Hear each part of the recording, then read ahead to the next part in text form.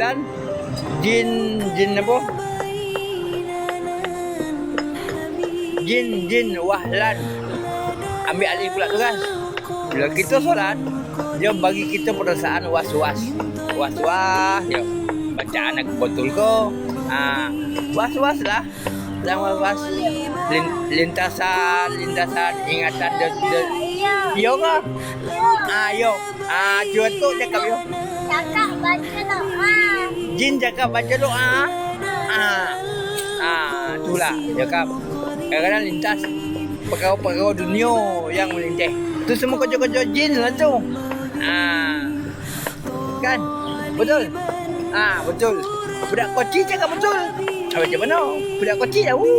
Kita tak tahu. Kita tak percaya cakap budak kecil tau. Itu sebab cakap